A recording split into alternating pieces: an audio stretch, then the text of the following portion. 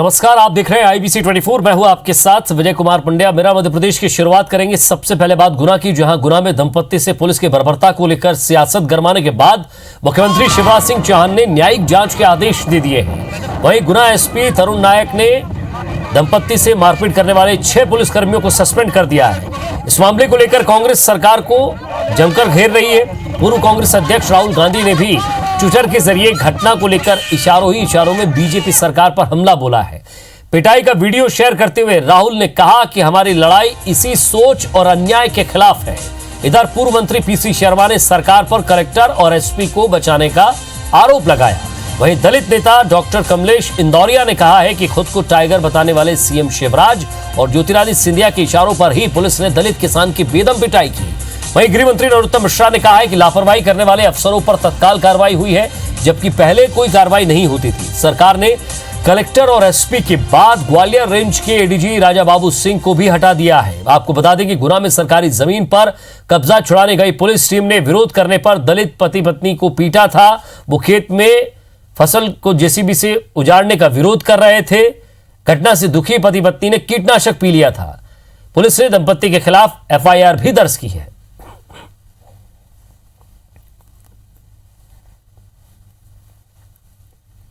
राहुल गांधी जी की जब सरकार थी मध्य प्रदेश में तो प्रीपेड व्यवस्था से अधिकारी पोस्ट होते थे, और जब वो प्रीपेड अधिकारी रहते थे तब ऐसी दिक्कत आती थी। यहाँ तो घटना की जानकारी आते ही कलेक्टर, SP, IG सारे बदल दिए। कमलनाथ जी के सरकार में बनी तो 2 बच्चे सतना से अपहृत हुए, डेड बॉडी ही आई थी। उनके यहाँ अपराधी पकड़े ही नहीं जाते थे, संरक्षण दिया जाता था। यहाँ तो तत्काल कार्रवाई होती है। कोई कितना भी बड़ा अफसर हो, अगर लापरवाही करेगा तो नाप दिया जाएगा। कानून व्यवस्था मध्य प्रदेश में पूरी ध्वस्त है आज की तारीख में। मैं समझता हूँ कि जो घटना हुई गुना में, ये हटाने के अलावा बचने का कोई तरीका नहीं था इनके पास। गुना में जो दलित परिवार के साथ पुलिस द्वारा बर्बरता से अन्याय अत्याचार किया गया है, इसमें शिवराज सरकार की मौन सहमति है।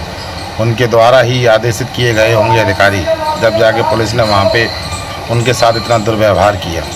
इस घटना से संपूर्ण अंचल का दलित समाज आक्रोशित है, आंदोलन के लिए आतुर है।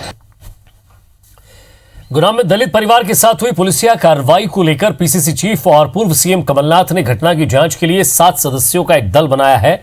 ये टीम कल गुना जाकर पूरे मामले की पड़ताल करेगी। कमलनाथ ने इस टीम में पूर्व गृह मंत्री बाला बच्चन, रामनिवास रावत, जयवर्धन सिंह, फूल सिंह बरैया, सुरेंद्र चौधरी, हीरालाल अलावा और विभा पटेल को शामिल किया है। ये टीम मौके पर पहुंचकर इस बात की पड़ताल करेगी कि आखिर घटना की मुख्य वजह क्या थी। टीम के सदस्य और पूर्व विधायक फूल सिंह बरैया ने कहा है कि गुना की घटना BJP का पॉलिटिकल एजेंडा है। जांच कमेटी कल गुना जाएगी, जिसके बाद कांग्रेस आगे की रणनीति तैयार करेगी। और गरीब कमजोरों को न्याय दिलाने के लिए राजकुमार सावित्री जो जिंदगी मौत से जूझ रहे हैं, उनको न्याय दिलाने के लिए हम लोग कल गुना उसी घटना स्थल पर पहुंच रहे हैं। क्या DG की या शिवराज सिंह की गृह मंत्री के घर में किसी महिला के साथ ऐसा अत्याचार होता? क्या पुलिस वाले का ये घर में बुला करके मालाएं पहनाते क्या? मध्य प्रदेश के बड़वानी जिले में गैंगरेप की एक घिनौनी घटना ने इंसानियत को शर्मसार कर दिया है। बड़वानी में यह सनसनीखेज वारदात बरूखा फाटक बाईपास के पास हुई है। यहां मोटरसाइकिल पर सवार होकर अपने पति के साथ गोरवाड़ी जा रही महिला के साथ 4 लोगों ने मिलकर गैंगरेप किया। पीड़ित के पति ने बताया कि बरू फाटक के पास उसकी पत्नी शौच के लिए नर्सरी के पास लगे जंगल में गई थी। बहुत देर तक नहीं आने के बाद जब उसकी तलाश की गई तो उसकी पत्नी को आरोपी घेरे हुए थे। पति को आया देख आरोपियों ने उसे बंधक बनाकर उससे डंडों से उसकी पिटाई की। फिर वारदात की जानकारी पुलिस को नहीं देने की धमकी भी दी और मोटरसाइकिल के नंबर पर पट्टी बांधकर दंपत्ति का पीछा किया और चाकू की नोक पर उन्हें जुल्वानिया छोड़ा। बहरहाल पुलिस ने गैंगरेप का मामला दर्ज करते हुए आरोपियों की तलाश शुरू कर दी है। परसों दोपहर के लगभग, दोपहर शाम के बीच में एक महिला और एक पति यहाँ पे रुके थे। तो उस दौरान कुछ बदमाशों ने उनके कुछ पैसे छुड़ाए हैं और जो है रेप की कंप्लेंट है, तो उसमें अपराध पंजीबद्ध किया गया और हम लोग अभी यहाँ विवेचना में आए हैं। भोपाल में नाबालिग लड़कियों से यौन शोषण का आरोपी प्यारे मियां पुलिस के शिकंजे में आ गया है। श्रीनगर में गिरफ्तारी के बाद आज प्यारे मियां को भोपाल लाया गया है और इस मामले में जांच के लिए बनाई गई एसआईटी की टीम प्यारे मियां को भोपाल लेकर आई है। प्यारे मियां से पूछताछ के बाद शुक्रवार को उसे कोर्ट में पेश किया जाएगा। इससे पहले आज प्यारे मियां को भोपाल के जेपी अस्पताल ले जाया गया, जहां उसका कोरोना टेस्ट किया गया। इधर प्यारे मियां को कोर्ट में पेश करने की खबर पाकर खुद को उनकी बेटी बताने वाली 2 महिलाएं कोर्ट पहुंची, जहां मीडिया से बात करते हुए उन्होंने कहा कि प्यारे मियां को इस मामले में फंसाया जा रहा है। उन्होंने दावा किया कि प्यारे मियां ने सरेंडर किया है। प्यारे मियां पर नाबालिग बच्चियों के साथ यौन शोषण का आरोप है, जिसके बाद वो श्रीनगर फरार हो गया था। पुलिस ने उस पर 30,000 रुपए का इनाम भी रखा था। सरकार ने इस पूरे मामले की जांच के लिए एसआईटी बनाई है, लेकिन कांग्रेस की मांग है कि इस पूरे मामले की न्यायिक जांच कराई जाए। मेरे बाप 70 साल के कैंसर पेशेंट इंसान है। उनका कोकिला बहन हॉस्पिटल में सिंगापुर यहाँ उनका ऑपरेशन हुआ है। आप चाहे तो रिकॉर्ड अपना निकलवा सकते हैं। साजिश के हिसाब से इन्हें फंसाया गया है। और इसमें जो और भी आ रहा है पेपरों में कि और भी लोग हैं उसमें रसूखदार, तो मैं सोचता हूँ कि पूरी जांच होना चाहिए। और ये भी आ रहा है कि इसको छुपाया गया कि ये जो लड़कियाँ बच्चियाँ जो पकड़ाई कहाँ पकड़ाई, तो मैं समझता हूँ कि इस पर पूरी ये एसआईटी का काम नहीं चलेगा, इसमें मजिस्ट्रेट जांच होगी। हमारी पुलिस की इंटेलिजेंस थी जिसने पूरे समय उसका फॉलो किया और आप सबके सामने परसों गया और कल पकड़ गया। राजस्थान में चल रहे सियासी उठापटक के बीच सचिन पायलट को कांग्रेस से बाहर करना मध्य प्रदेश में कांग्रेस को भारी पड़ सकता है। दरअसल अगले कुछ महीने में ग्वालियर चंबल की 16 सीटों पर उपचुनाव है और इन सीटों पर सचिन पायलट का बड़ा असर है, क्योंकि ग्वालियर चंबल की सीटों पर उस समाज के वोटर निर्णायक हैं जिस समाज से सचिन पायलट ताल्लुक रखते हैं। सचिन पायलट के पार्टी से बाहर किए जाने पर अब गुर्जर समाज की नाराजगी कांग्रेस को चुनाव में बड़ा नुकसान पहुंचा सकती है। मध्य प्रदेश में गुर्जर समाज के नेताओं ने कांग्रेस को धमकी देते हुए कहा है कि कांग्रेस को उपचुनाव में गंभीर परिणाम भुगतने होंगे। साथ ही ये सचिन पायलट से अपील की है कि तीसरा मोर्चा बनाकर वो ग्वालियर चंबल के उपचुनाव में अपने प्रत्याशियों को उतारे और गुर्जर समाज उन्हें विधायक बनाकर भेजेगा। कांग्रेस पायलट का उन्हें मनाने का दावा कर रही है, तो वहीं बीजेपी पायलट के साथ जो कुछ भी हुआ है उसे गुर्जर समाज का अपमान बता रही है। सचिन पायलट जी जिसने सरकार बनाई, आप उसको ही सरकार से बाहर कर दोगे। उसके अलावा उस पर राष्ट्रद्रोह, देशद्रोह जैसे केस लगाना, ये तो मतलब नीचता की पराकाष्ठा है। उपचुनाव पर कितना असर पड़ेगा? उपचुनाव पे इसका बहुत ज़्यादा फर्क पड़ेगा। मैं तो आपके मीडिया के माध्यम से माननीय सचिन पायलट जी से अनुरोध करता हूं कि वो अपनी अलग से पार्टी बनाएं और अपने विधायक यहाँ पर भी लड़ाएं। सचिन पायलट अभी आज कांग्रेस पार्टी के हिस्से हैं। कोई किसी को भी जबरदस्ती भर्ती नहीं कर सकता है। मेरी प्रार्थना है फूल सिंह जी से कि फूल जैसी बातें किया करें, जल्दी असर ना आए उन पे इन लोगों का। और बीजेपी के पूर्व विधायक रामदयाल प्रभाकर ने पार्टी से इस्तीफा दे दिया है। सीवड़ा से विधायक रहे रामदयाल प्रभाकर ने इससे पहले प्रदेश अध्यक्ष वी डी शर्मा को चिट्ठी लिखी थी, जिसमें उन्होंने पार्टी में तानाशाही का आरोप लगाया था। रामदयाल ने चिट्ठी में अपनी उपेक्षा और अपमान का भी आरोप लगाया है। वहीं विधायक रामदयाल प्रभाकर ने पार्टी की प्राथमिक सदस्यता के साथ ही सभी पदों से इस्तीफा दे दिया है।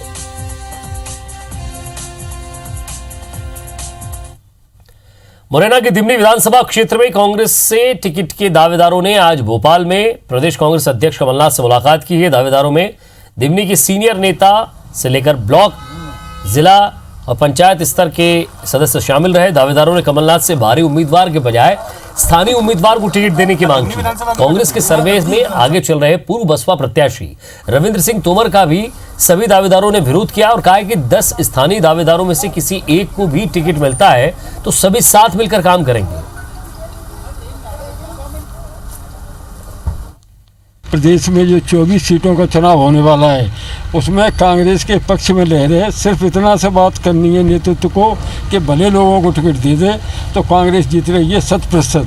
अगर टिकट देने में चूक किया तो कांग्रेस का नुकसान होगा। आपने अपनी बात रखी है? हमने रखी है अपनी बात बहुत इसी तरीके से। सारे लोग यहाँ पर मौजूद होकर के अपनी बात को माननीय कमलनाथ जी के समक्ष रखा है और बता दिया है कि वहाँ की जनता पूरा कांग्रेस को मैंडेट देना चाह रही है। बशर्ते वहाँ का स्थानीय व्यक्ति हो, कांग्रेस पार्टी की विचारधारा का आदमी हो, कांग्रेस में काम करने वाला आदमी हो। मुद्दा ये है कि रविंद्र सिंह तोमर क्या है, भारी व्यक्ति है और हमारी सहमति इस बात की है कि स्थानीय 10 में से किसी को भी टिकट दे दिया जाए। हम सब मिलके हम सब कांग्रेस को जिताएंगे, ये हमने माननीय कमलनाथ जी को अवगत करा दिया है। अगर रविंद्र सिंह तोमर को टिकट मिलता है तो स्थानीय लोग उसके बहुत विरोध में। चलिए, जिस कांग्रेस के नेता लगातार ये दावा कर रहे हैं कि वो सब एकजुट है और चुनाव के लिए तैयार है और लगातार आरोप लगा रहे हैं, लेकिन सुधीर, तस्वीर ये साफ कहती है कि आप जब टिकट बांटने जाएंगे तो सबसे पहले तो बीजेपी के साथ लड़ने की मुश्किल नहीं है, उपचुनाव की मुश्किल नहीं है, यहाँ तो टिकट किसे दिया जाए ये मुश्किल है। देखिए, बिल्कुल सबसे ज़्यादा मुश्किल विजय इन दोनों चीज़ों से ज़्यादा सरकार बनाने को लेकर है, लिहाजा जीत के चेहरे जो है वो कांग्रेस तलाश रही है। ऐसे में जो पुराने कांग्रेसी हैं, जो खाटी कांग्रेसी है या कहना चाहिए जिन्होंने अपनी पूरी ज़िंदगी कांग्रेस के लिए खपा दी है, इस समय उपचुनाव में उनको लगता है कि जब कांग्रेस के वो चेहरे, यहाँ पर ग्वालियर चंबल में कहा जा रहा है कि सिंधिया के प्रभाव से कांग्रेस मुक्त होकर अब कांग्रेस के खाटी कांग्रेस केवल बचे हैं, तो उन चेहरों को उम्मीद जागी है कि शायद इस बार उनके ऊपर दाव खेला जाएगा। पर लेकिन जिस तरीके से सर्वे कराया गया, जिस तरीके से नाम दावेदारों के सामने निकल कर आए, उसके बाद में अब स्थानीय स्तर पर जो कांग्रेस के पुराने चेहरे हैं, जो उम्मीदवार हैं, वो अब ये चाहते हैं कि ऐसे लोगों को टिकट मिले जो कांग्रेस के लिए काम करते रहे हैं। लिहाजा दिमनी विधानसभा को लेकर आज मुलाकात थी, बैठक थी दिमनी में।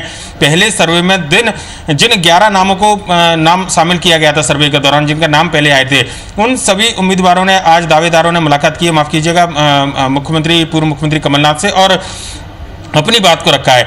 रविंद्र सिंह भड़ौसा बीएसपी से चुनाव लड़ चुके हैं, लिहाजा मूल कांग्रेसी नहीं थे वो, पर कांग्रेस का दामन उन्होंने थामा था पिछले चुनाव, लोकसभा चुनाव के समय, और उसके बाद से ये कयास लगाए जाने लगे थे कि रविंद्र भड़ौसा संभवतः उम्मीदवार हो सकते हैं, क्योंकि दिमनी के अंदर दूसरे नंबर पर वो बीएसपी रही थी, तीसरे नंबर पर बीजेपी रही थी। लिहाजा कांग्रेस को लगता है कि और दूसरे उम्मीदवारों की वजह रविंद्र सिंह भड़ौसा पर दाव लगाया जाए या ना लगाया जाए। और उस बात की चर्चा के दौरान ये तमाम जो दावेदार थे उन्होंने पूर्व मुख्यमंत्री कमलनाथ के सामने अपनी बात को रखा है। वहीं पर रामदयाल प्रभाकर की अगर हम बात करें, विजयन, जो पहले शुरुआत हमने जिस बात से की थी, वो सेवड़ा से लगी हुई सीट भांडेर पर चुनाव है। हालांकि उस सीट को लेकर चर्चा की जाए तो प्रत्याशी लगभग बिल्कुल तय माने जा रहे हैं। रक्षा सिरोनिया और फूल सिंह बरैया दावेदारों में आ गए, इसके अलावा भानु ठाकुर भी एक नाम है। पर यो एक बात है कि उपचुनाव से पहले नाराजगी इस बात को लेकर के जिनके खिलाफ बीजेपी के नेता हमेशा लड़ाई लड़ते रहे, उनको अब जब बीजेपी में शामिल किया जा रहा है और पद भी दिए जा रहे हैं, ये बात बीजेपी के मूल कार्यकर्ता, मूल नेताओं को शायद खटक रही है। और यही वजह है कि नेताओं में, चाहे वो मंत्रिमंडल विस्तार की बात हो, विभागों की बंटवारे की बात हो, या उसके बाद में निगम मंडल में नियुक्ति की बात हो, बीजेपी के सीनियर नेता से लेकर निचले स्तर तक के नेता जो है वो खुलकर अब मोर्चा खोलने लगे हैं। उनमें जो अभी पद पर बने हुए हैं, चाहे वो वर्तमान विधायक हो या फिर दावेदार हो, वो तो दायरे में रहकर अपनी बात को रख रहे हैं, पर लेकिन जिनको ये लगता है कि शायद उनकी सुनवाई अब नहीं की जा रही है, वो अब बीजेपी से उनका मोह भंग होता जा रहा है। और रामदयाल प्रभाकर एक इसका उदाहरण है। विजय जी, वाकई, लेकिन अब खाटी कांग्रेसी बचे हैं, उनकी तरफ पार्टी ध्यान देती है या सर्वे में जो उनके पास लिस्ट तैयार हुई है उन पर ध्यान देती है, ये भी पार्टी को सोचना होगा, समझना होगा। मध्य प्रदेश में उपचुनाव से पहले बीजेपी युवा मोर्चा की ओर से कांग्रेस के खिलाफ झूठ बोले कौवा काटे अभियान शुरू किया है, और इस अभियान में कांग्रेस नेताओं के प्रवास के दौरान युवा मोर्चा के कार्यकर्ता विधानसभा चुनाव से पहले किए गए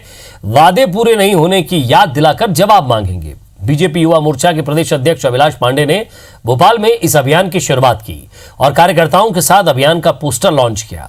सबसे पहले बेरोजगारी भत्ते को लेकर सवाल किया जाएगा। इस अभियान को लेकर युवा मोर्चा पूरे मध्य प्रदेश के अंदर जहां पर भी दिग्विजय सिंह पहुंचेंगे, कमलनाथ जी पहुंचेंगे, तख्तियां ले लेकर युवा मोर्चा उनको घेरने का काम करेगा और उनसे ये सवाल खड़ा करेगा कि आपके 4000 रुपए बेरोजगारी भत्ता कहां है, मुझे अभी तक मिला नहीं है। और केंद्रीय गृह मंत्री अमित शाह का पीए बताकर फोन पर तबादले की सिफारिश करने वाले आरोपी को पुलिस ने इंदौर से गिरफ्तार किया है। आरोपी अभिषेक द्विवेदी, जो रीवा का रहने वाला है, जिसने मध्य प्रदेश के 2 जिलों में पदस्थ आरटीओ के तबादले के लिए केंद्रीय परिवहन मंत्री और उनके सचिव से फोन पर बात की थी। आशंका होने पर केंद्रीय परिवहन मंत्री ने दिल्ली पुलिस में मामले की शिकायत की। जांच में पता चला आरोपी किसी मंत्री का पीए नहीं, जिसके बाद तलाश में जुटी दिल्ली पुलिस को आरोपी की लोकेशन इंदौर मिली। इसके बाद इंदौर पुलिस के सहयोग से आरोपी को एक होटल से गिरफ्तार कर लिया गया। आरोपी के खिलाफ पहले भी कई मामले दर्ज हैं। फिलहाल दिल्ली पुलिस आरोपी की ट्रांजिट रिमांड लेकर दिल्ली रवाना हो गई है। उस एफआईआर में एक व्यक्ति जो कि सरकारी अधिकारी बनकर सरकारी अधिकारियों को फोन करता था और अपने फ़ायदे के लिए, कई लोगों के फ़ायदे के लिए, जिसमें एक बात सामने आई थी किसी के ट्रांसफ़र के लिए भी इसने किसी सेक्रेटरी लेवल के रैंक के ऑफिसर बनकर और किसी सेक्रेटरी लेवल के ऑफिसर को ही उसने फ़ोन किया था। इस तरह की बात पूछताछ में भी आई है। दिल्ली क्राइम ब्रांच की टीम आ चुकी है और उसको गिरफ्तार कर। मध्य प्रदेश में खनन माफिया कितने बेलगाम हैं और बेखौफ हो गए हैं, इसकी भानगी नरसिंहपुर में देखने को मिलती है। रेत माफियाओं में अब वर्चस्व की लड़ाई को लेकर जिले में रेत कारोबारियों के बीच खूनी संघर्ष भी शुरू हो गया है।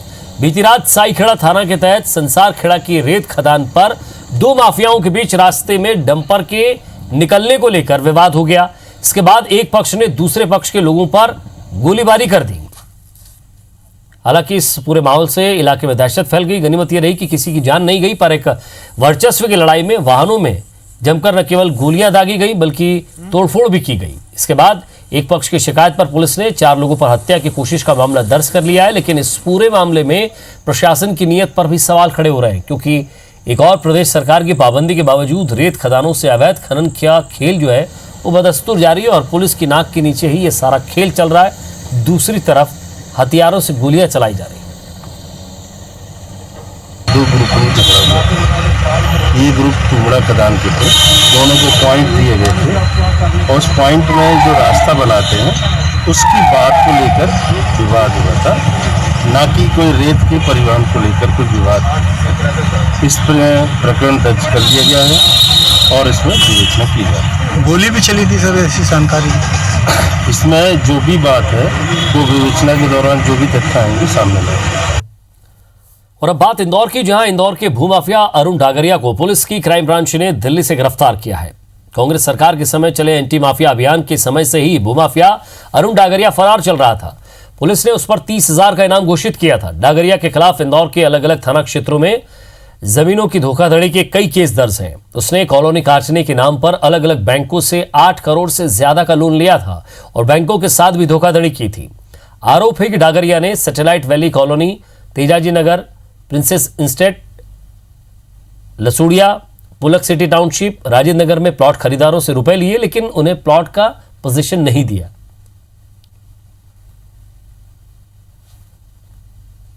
फरार इनामी आरोपी अरुण डागरिया, जिसके ऊपर अभी 19-20 में लगभग 4 मामले हुए हैं दर्ज, तेजाजी नगर, राजेंद्र नगर, लसूड़िया और तुकोगंज 2020 में। इन सब प्रकरणों में वो आरोपी है। 30,000 का इनाम उसके ऊपर घोषित था। उसे क्राइम ब्रांच ने दिल्ली से हिरासत में लिया है और अग्रिम कार्रवाई के लिए थाने के सुपुर्द किया गया है। पन्ना जिले के पवई पॉलिटेक्निक कॉलेज के एक अतिथि विद्वान ने जहर पीकर आत्महत्या कर ली है। घर वालों ने प्रिंसिपल पर प्रताड़ित करने का आरोप लगाया है। घर वालों का कहना है कि पहले से अतिथि विद्वान नियुक्त होने के बावजूद प्रिंसिपल ने शासकीय अनुमति के बिना नए आवेदन मंगाए हैं। प्रदेश प्रांतीय संगठन ने इसका ज्ञापन देकर कार्रवाई की मांग की। संगठन का कहना है कि बिना आदेश के किसी भी अतिथि विद्वान का इंटरव्यू नहीं ले सकते। आज का वापस नहीं लेते हैं, हमारा नाम नहीं कटाते हैं, तो हम आपको का टेस्ट लेंगे और हम कोर्ट में आपका लिख देंगे कि आप कार्य करने में अक्षम हैं। ये हमारे सामने प्राचार्य ने बोला। ये आपके सामने प्राचार्य ने बोला जी। इस वजह से आपका जो बालक था वृंदावन था वो टेंशन में आ गया, टेंशन डिप्रेशन में आ गया था। हमारे यहाँ के कैबिनेट मंत्री से, जिला महोदय जी से कि इस पर संज्ञान लिया जाए और हमारा संगठन है प्रांतीय तकनीकी अतिथि प्राध्यापक संघ, वह मांग करता है कि इसकी सीबीआई जांच कराई जाए और ऐसे दोषियों को कड़ी से कड़ी सजा दी जाए। प्राचार्य के पास ये अधिकार है फैकल्टी रखने के, वो अपनी संस्था की आवश्यकता के आधार पर फैकल्टी रख सकती है। इसलिए हमने इस बार ये रखा कि आप ऑनलाइन फैकल्टी हमें यहाँ पे टेस्ट दे के बताओ कि आपसे बनता है कि नहीं। यदि नहीं बनता तो मैं खुद बताता। मैंने बाकी फैकल्टियों को भी ये चीज़ें बताई हैं। और इसी के साथ ही फिलहाल इस बुलेटिन में इतना ही। नमस्कार।